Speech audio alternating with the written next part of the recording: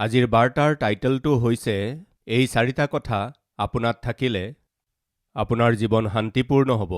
সেয়া কি? এই চাৰিটা কথা আপোনাত থাকিলে আপোনাৰ জীৱনত শান্তি হ'ব। সেইবোৰ কি?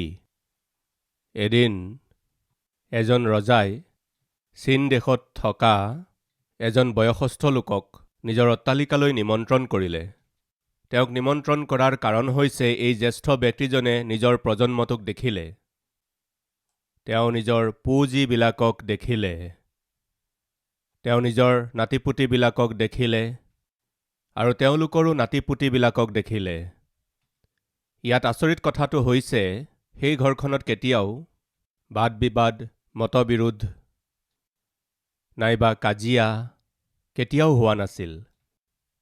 ৰজাই ভাবিছিল আমাৰ গোটেই দেশখনেই যদি এই জ্যেষ্ঠজনৰ নিচিনা হয়, গোটেই দেশৰ লোকে তেওঁৰ সূত্ৰটো যদি জানি লয়, সেই সূত্ৰ আমাৰ গোটেই দেশতেই যদি পালন হয়, তেতিয়া প্ৰতিটো পৰিয়াল গঢ় লৈ উঠিব।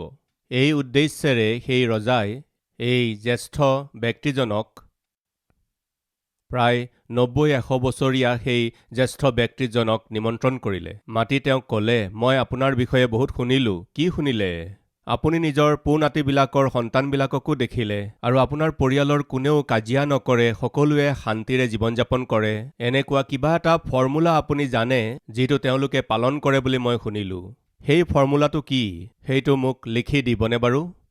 এইদৰে কওঁতে তেওঁ ক'লে, ঠিক আছে বুলি কৈ সেই ফৰ্মুলাটো এখন কাগজত লিখি তাৰ সৈনিকক দিওঁতে ৰজাৰ ওচৰলৈ লৈ গ'ল। দেশৰ প্ৰতিটো পৰিয়ালক গঢ় দি তুলিবৰ কাৰণে, প্ৰতিটো পৰিয়াল শান্তিৰে থাকিবৰ কাৰণে সেই অদ্ভুত ফৰ্মুলাটো কি হয় বৰ আশাৰে সেই ৰজাই সেই ফৰ্মুলাটো চাবৰ কাৰণে ৰজাই কাগজখন মেলি চালে। বিগত ৭০ বছৰ ধৰি মোৰ পৰিয়ালটো শান্তি, মিলাপ্ৰীতি আৰু একতাৰে থাকিবলৈ মই ব্যৱহাৰ কৰা ফৰ্মুলাটো হৈছে ধৈৰ্য। এই বুলি লিখিলে। কি লিখিলে? ধৈৰ্য, ধৈৰ্য, সহনশীলতা। কিমান লোকে স্বীকাৰ কৰে যে এটা পৰিয়াল গঢ় দি তুলিবলৈ হ'লে সেয়া স্বামীয়ে হওক বা পত্নীয়েই হওক, ধৈৰ্য, অপেক্ষা আৰু সহনশীলতা হ'লে পৰিয়ালটো গঢ় লৈ উঠিব। এই বুলি কোৱাবিলাকে হাত চাপৰি বজাবনে? হাত চাপৰি বজোৱা সকলোৰে ধৈৰ্য আছেনে বাৰু? ধৈৰ্য আছেনে? সহনশীলতা আছেনে? এবাৰ প্ৰশ্ন কৰকচোন।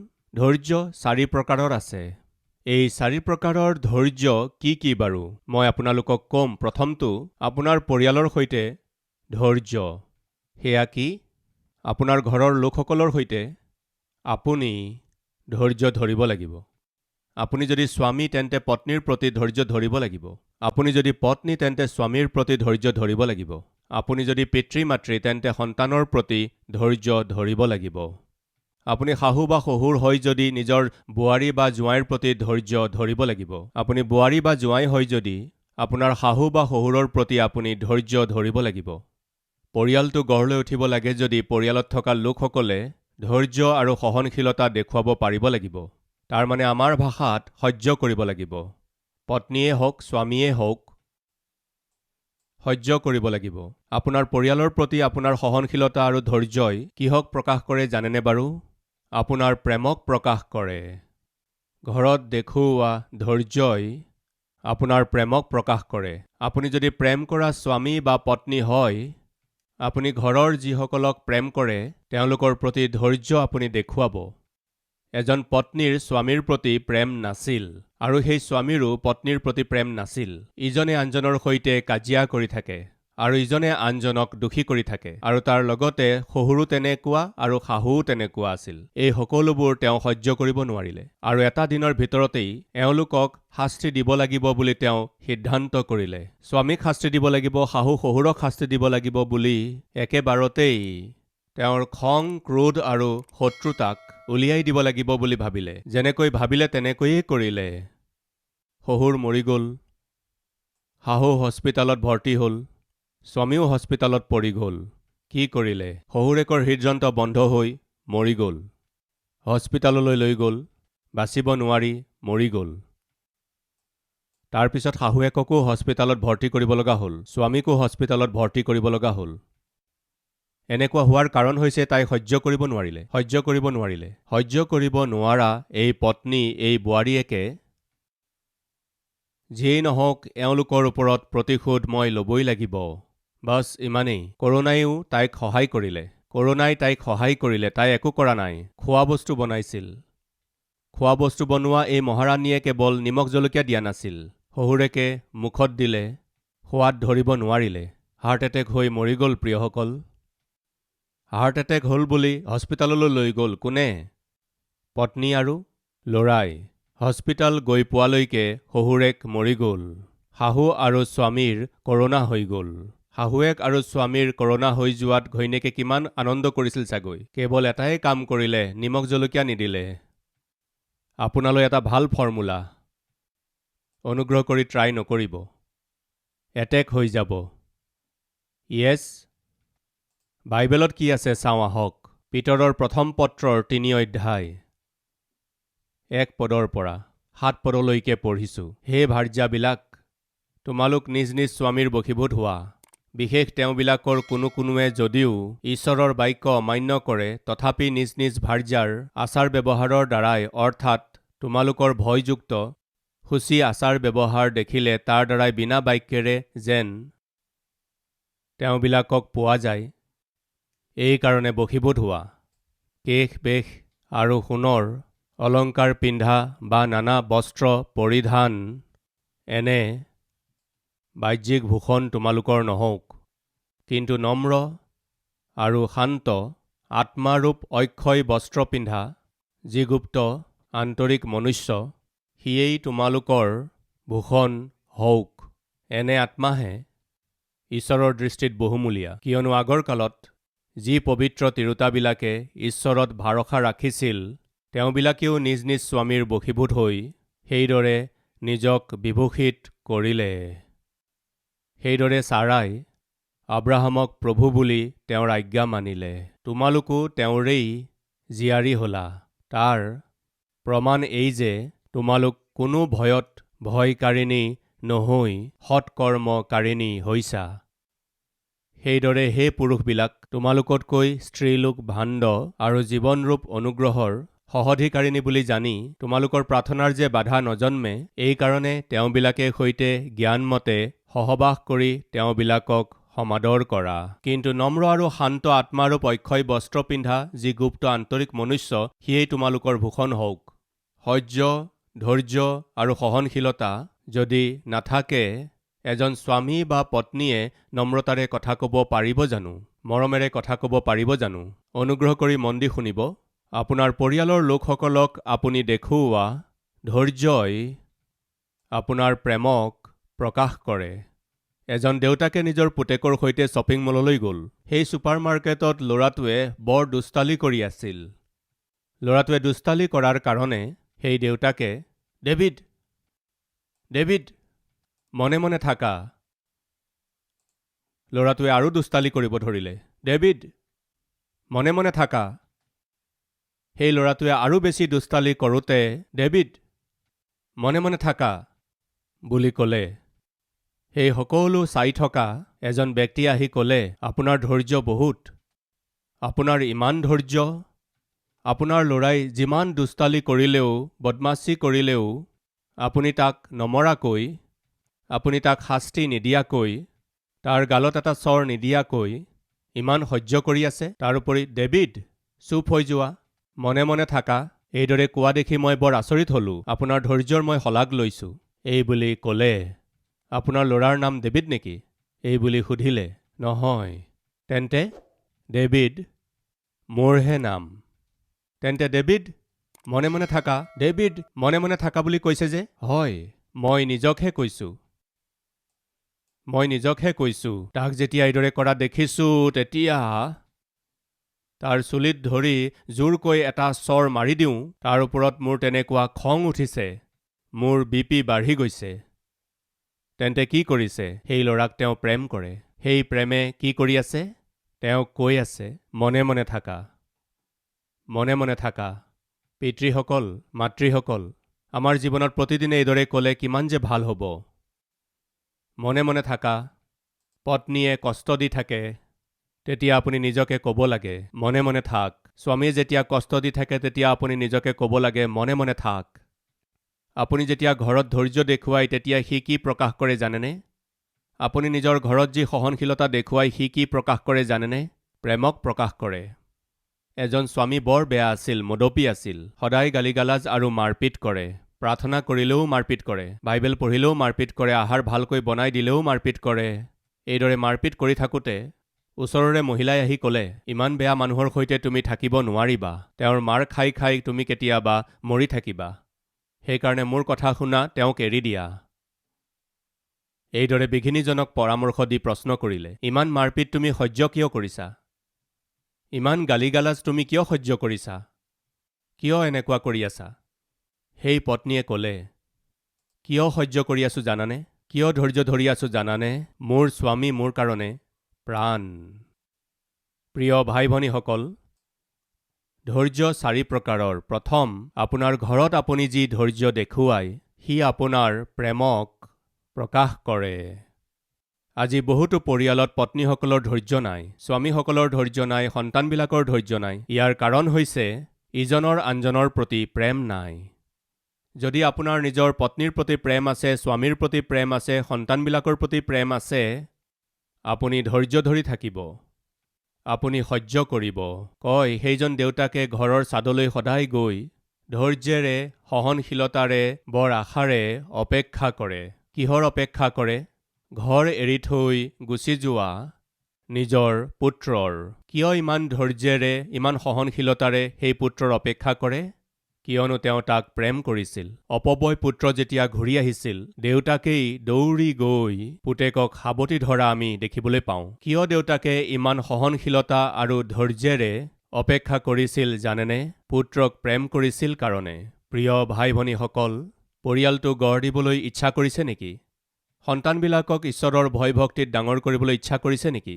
স্বামীৰ সৈতে, পত্নীৰ সৈতে মিলাপ্ৰীতিৰে থাকিবলৈ বিচাৰিছে নেকি? তেন্তে ধৈৰ্য, সহনশীলতাক, ধৈৰ্যক, সহনশীলতাক ব্যৱহাৰ কৰক। আপোনাৰ যদি ধৈৰ্য আছে তেন্তে নিশ্চয় আপুনি প্ৰেম কৰিব। যদি আপোনাৰ অকণো ধৈৰ্য আৰু সহনশীলতা নাই তেন্তে আপুনি প্ৰেম কৰিব নোৱাৰিব। বাইবেলে কৈছে শেষৰ কালত বহুতৰে প্ৰেম চেঁচা পৰি যাব। আজিকালি স্বামীৰ পত্নীৰ প্ৰতি প্ৰেম নথকাৰ কাৰণে, পত্নীৰ স্বামীৰ প্ৰতি প্ৰেম নথকাৰ কাৰণে, পিতৃ মাতৃৰ সন্তানৰ প্ৰতি প্ৰেম নথকাৰ কাৰণে বৰ মাৰপিট কৰে। আজি মই সুধিছোঁ, প্ৰশ্ন কৰিছোঁ, প্ৰেম কৰা স্বামী বা পত্নীসকল আছেনে? মাক দেউতাক আছেনে? তেন্তে কি কৰিব জানেনে? সহ্য কৰিব, ধৈৰ্য দেখুৱাব আৰু নিজৰ ধৈৰ্যৰ দ্বাৰা নিজৰ পৰিয়ালৰ পৰিত্ৰাণৰ অপেক্ষা কৰিব। দ্বিতীয়টো ধৈৰ্য, সেয়া কি চাওঁ আহকচোন। সৰ্বপ্ৰথমে দেখিলোঁ আপোনাৰ পৰিয়ালত দেখুওৱা ধৈৰ্যই প্ৰেমক প্ৰকাশ কৰে। আপোনাৰ লগৰীয়াবিলাকৰ প্ৰতি দেখুওৱা ধৈৰ্য হৈছে আদৰৰ প্ৰতীক। আমাৰ লগৰ লোকসকল, বিশেষকৈ 4জন লোকৰ বিষয়ে ক'ম। সৰ্বপ্ৰথমে মাক দেউতাকৰ প্ৰতি, আপোনাৰ লগত থকা আপোনাৰ পিতৃ মাতৃৰ প্ৰতি যি ধৈৰ্য আপুনি দেখুৱায় সেয়া আচলতে তেওঁলোকৰ প্ৰতি আদৰ। যিসকলে আপোনাক শিক্ষা দিলে, আপোনাক পঢ়াশালীত শিকোৱা শিক্ষকৰ প্ৰতি বা লেকচাৰাৰৰ প্ৰতি বা প্ৰফেচাৰৰ প্ৰতি ধৈৰ্য দেখুৱাব লাগে। তেওঁলোকে আপোনাক সঠিক কৰি তোলে। ভালদৰে পঢ়া শুনা নকৰিলে দণ্ড দিয়ে, শাস্তি দিয়ে। এইদৰে পানিছমেণ্ট দিয়া টিচাৰৰ প্ৰতি, পানিছমেণ্ট দিয়া প্ৰফেচাৰৰ প্ৰতি, লেকচাৰাৰৰ প্ৰতি আপুনি যি ধৈৰ্য দেখুৱায়, তেওঁলোকে যেতিয়া আপোনাক ধমক দিয়ে বা আপোনাক শাস্তি দিয়ে তেতিয়া, বা বাক্য প্ৰচাৰ কৰা মোৰ নিচিনা সেৱকৰ প্ৰতি ধৈৰ্য, সহনশীলতা, ধৈৰ্য আপুনি যদি প্ৰকাশ কৰিছে তাৰ কাৰণ হৈছে আপুনি তেওঁলোকক আদৰ কৰে। ডাঙৰৰ প্ৰতি আপোনাৰ মনত আদৰ থাকিলে তেওঁলোকক আপুনি সহ্য কৰিব। পিতৃ মাতৃৰ প্ৰতি আপোনাৰ অন্তৰত যদি আদৰ আছে তেওঁলোকক সহ্য কৰিব। বাইবেলত 2টা শাস্ত্ৰাংশ আছে, মই দেখুৱাব বিচাৰিছোঁ। আহক আমি চাওঁ। লেবিয়া পুস্তকৰ 19 অধ্যায় 32 নম্বৰ পদটো পঢ়িছোঁ। তুমি পকামূৰীয়া জনৰ আগত উঠি থিয় হ'বা, বৃদ্ধ লোকক সমাদৰ কৰিবা আৰু নিজ ঈশ্বৰলৈ ভয় ৰাখিবা। মই জিহুৱা। কি লিখা আছে? পকামূৰীয়া জনৰ আগত উঠি থিয় হ'ব লাগে। আজিকালি ডেকা লোকসকলে ডাঙৰক সন্মান কৰে বুলি ক'বনে? ডাঙৰৰ প্ৰতি ধৈৰ্য আৰু সহনশীলতা প্ৰকাশ কৰিছেনে বাৰু? অন্ততঃ তেওঁলোকক আদৰ কৰিছেনে বাৰু? তেওঁলোকে কোৱা কথাক সন্মান কৰেনে বাৰু? তেওঁলোকে যি কয় সেই কথা মানেনে বাৰু? বাইবেলে কৈছে বয়সস্থ লোকসকল আহিলে উঠি থিয় হ'ব লাগে। দ্বিতীয়তে, উঠি থিয় হ'ব লাগে আৰু সমাদৰ কৰিব লাগে। আপুনি যেতিয়া উঠি থিয় হয় তেতিয়া তেওঁলোকক আদৰ কৰা হয়, তেওঁলোকক সমাদৰ কৰা হয়। আজিকালি এনেকুৱা পৰিৱেশৰ অভাৱ হ'বলৈ ধৰিছে। ডাঙৰৰ আদৰ নাই। ডাঙৰৰ আগত উচ্চ স্বৰেৰে কথা কোৱা, ডাঙৰক বিৰোধ কৰা, প্ৰত্যাহ্বান জনোৱা, উপদেশ দিয়া লোকসকলক বিৰোধ কৰা, পঢ়োৱা বা শিক্ষা দিওঁতা শিক্ষকসকলৰ বিৰোধ কৰা, লালন পালন কৰি ডাঙৰ দীঘল কৰা পিতৃ মাতৃৰ বিৰোধ কৰা। এই সকলোবোৰৰ কাৰণ কি জানেনে? তেওঁলোকত অকণো ধৈৰ্য নাই কাৰণে। যাত্ৰা পুস্তক 20 অধ্যায় 12 পদ। তোমাৰ ঈশ্বৰ জিহুৱাই তোমাক যি দেশ দিছে সেই দেশত তোমাৰ আয়ুস দীঘল হ'বৰ নিমিত্তে তুমি তোমাৰ পিতৃ মাতৃক সন্মান কৰিবা। কি লিখা আছে? থাকিব পাৰিবলৈ নিজৰ পিতৃ মাতৃক সন্মান কৰা। বয়স হোৱাৰ পাছত সেয়া পিতৃয়ে হওক বা মাতৃয়ে হওক, তেওঁলোকৰ অভ্যাসবোৰেই হওক, তেওঁলোকৰ নীতি নিয়মেই হওক, তেওঁলোকৰ স্বভাৱেই হওক, তেওঁলোকৰ খোৱা বোৱাই হওক, সেইবোৰে আমাৰ ধৈৰ্যৰ পৰীক্ষা লয়। তেওঁলোকে বাৰে বাৰে একেটা কথাকে কৈ থাকে। এটা বয়স হৈ যোৱাৰ পাছত বাৰে বাৰে বিচনাতেই প্ৰস্ৰাৱ কৰে। তেনেকৈয়ে তেওঁলোকে যি খায় তাক বাৰে বাৰে থু কৰি উলিয়াই দিয়ে। যদি আপুনি আজি পিতৃ মাতৃৰ সন্মান কৰে তেন্তে আপুনি কি কৰিব জানেনে? ধৈৰ্য ধৰিব। এয়া তেওঁলোকৰ প্ৰতি আপুনি দেখুওৱা আদৰ। যিয়ে নিজৰ পিতৃ মাতৃক আদৰ কৰে তেওঁ দীৰ্ঘায়ু লাভ কৰে, এটা দীঘলীয়া আয়ুস পায়। কিন্তু আজিকালি পিতৃ মাতৃসকলৰ আদৰ নকৰা, জ্যেষ্ঠ লোকসকলৰ আদৰ নকৰা, শিক্ষা দান কৰা শিক্ষকসকলৰ আদৰ নকৰা, মণ্ডলীৰ পালকসকলৰ আদৰ নকৰা, এনেধৰণৰ দুৰ্ভাগ্যপূৰ্ণ সময়ত আমি জীয়াই আছো। আমাৰ জীৱনত আমি যদি আনৰ আদৰ কৰিবলৈ শিকি যাওঁ, অনুগ্ৰহ কৰি শুনক প্ৰিয় ভাই ভনীসকল, বহুতো সমস্যাৰ পৰা আমি বাচি যাম। আব্ৰাহাম লিংকনে আমেৰিকাত শাসন কৰি থকাৰ সময়ত ষ্টেনটেন নামৰ এজন লোক কেবিনেটৰ মেম্বাৰ আছিল। এই কেবিনেট মেম্বাৰজন ছেক্ৰেটাৰী হিচাপেও আছিল, ষ্টেট ছেক্ৰেটাৰী হিচাপে আছিল। তেওঁ সদায় আব্ৰাহাম লিংকনৰ বিৰুদ্ধে কথা কৈছিল আৰু তেওঁৰ বিৰুদ্ধে প্ৰচাৰ কৰি থাকিছিল। এদিন আব্ৰাহাম লিংকনৰ ওচৰলৈ তেওঁৰ বন্ধুজন আহি এই ধৰণেৰে ক'লে, ষ্টেনটেনে কি কৈছে আপুনি জানেনে বাৰু? কি কৈছে? আপোনাক মূৰ্খ বুলি কৈছে। আব্ৰাহাম লিংকন ইজ এ ফুল, মূৰ্খ এই বুলি সম্বোধন কৰিলে। মই বৰ দুখ পালোঁ। কিবা এটা একশ্যন ল'ব লাগে। আজিকালি ই বৰ কথা কৈ আছে, যি ইচ্ছা তাকেই ক'বলৈ ধৰিছে, একশ্যন ল'বই লাগিব। এইদৰে আব্ৰাহাম লিংকনৰ বন্ধুৱে সেই কথাবোৰ ক'লে। আব্ৰাহাম লিংকন এজন ভাল আত্মিক ব্যক্তি, ইমানেই নহয়, এজন ধৈৰ্যশীল ব্যক্তি। কি? ষ্টেনটেনে মোক মূৰ্খ বুলি কৈছে? হয়, আমেৰিকাৰ প্ৰেছিডেণ্ট আপোনাকেই তেওঁ মূৰ্খ বুলি কৈছে। এনেকুৱা নেকি? ষ্টেনটেন বৰ বুদ্ধিমান। ইমানেই নহয়, ষ্টেনটেন বৰ অভিজ্ঞতাসম্পন্ন। তেওঁ যদি নিজৰ বুদ্ধি আৰু জ্ঞানেৰে মোক মূৰ্খ বুলি কৈছে, তেন্তে মই নিজকে শুধৰাই ল'লে ভাল হ'ব। নিজকে শুধৰাবলৈ চেষ্টা কৰিম। ক'ত মূৰ্খতাৰ আচৰণ কৰিলোঁ জানিবলৈ চেষ্টা কৰিম। এয়া কি? তেওঁ আপোনাক মূৰ্খ বুলি কৈছে আৰু আপুনি এনেকৈ কথা কিয় কৈছে? কিয় মূৰ্খ বুলি কৈছে? মই শুধৰণি কৰিবলৈ চেষ্টা কৰিম। ইমানেই প্ৰিয়সকল, আব্ৰাহাম লিংকন শান্তিৰে আছিল। তাৰপিছত ষ্টেনটেনক তেওঁ নিজৰ ছেক্ৰেটাৰী হিচাপে ৰাখিলে। সেয়া কেনেকৈ সম্ভৱ হ'ল? সন্মুখৰজনে অভিজ্ঞতাৰে ভৰা কিবা কথা ক'লে গ্ৰহণ কৰিব পৰা মন বৰ ভাল। তেওঁৰ ঠাইত যদি আমি হলোহেঁতেন, প্ৰিয়সকল, কোনোবাই আমাৰ বিষয়ে যদি কিবা কৈ দিয়ে সহ্য কৰিব পাৰিবনে? ধৈৰ্য ধৰিব পাৰিবনে? আজিকালি ল'ৰা ছোৱালীবিলাকেই মাকে যদি কিবা কৈ দিয়ে, দেউতাকে যদি কিবা কৈ দিয়ে সহ্য কৰিব নোৱাৰে। হতাশ হৈ চিন্তিত হৈ পত্নীয়ে যদি কিবা কৈ দিয়ে স্বামীয়ে একেবাৰে সহ্য কৰিব নোৱাৰে।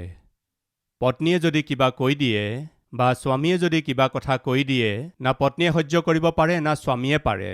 ধৈৰ্য নোহোৱাৰ কাৰণেইতো ঘৰত কাজিয়া, ধৈৰ্য নোহোৱাৰ কাৰণেইতো সন্তানবিলাকে ডাঙৰৰ বিৰোধ কৰে।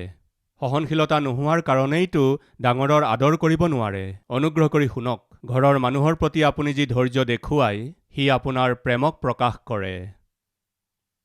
আপোনাতকৈ ডাঙৰলৈ আপুনি দেখুওৱা ধৈৰ্যই আপোনাৰ আদৰক প্ৰকাশ কৰে। তৃতীয়তে, নিজৰ প্ৰতি দেখুওৱা ধৈৰ্যই ভৰসাক প্ৰকাশ কৰে। আপোনাৰ ঈশ্বৰৰ প্ৰতি থকা আপোনাৰ ধৈৰ্যই আপোনাৰ বিশ্বাসক দেখুৱায়। প্ৰাৰ্থনা কৰক। প্ৰাৰ্থনা কৰিম, সকলোৱে মূৰ দুৱাওঁ হওক।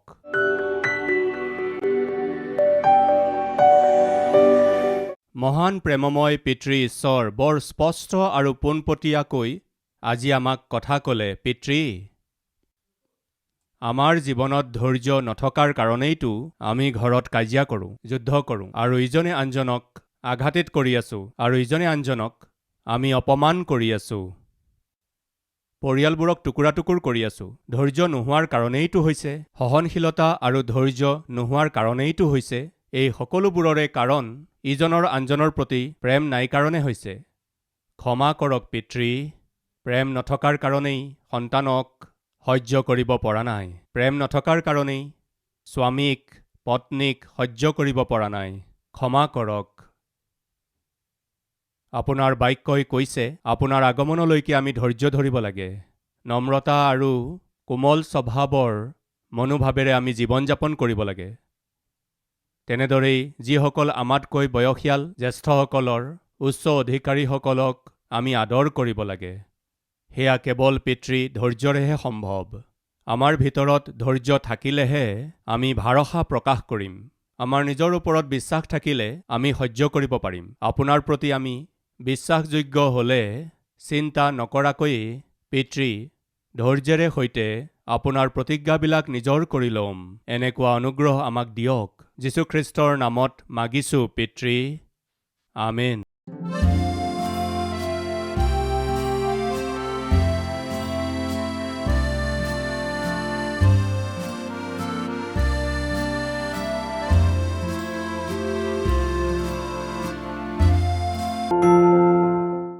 हमारा address Calvary, post box number 30, Kukatpally, Hyderabad 72।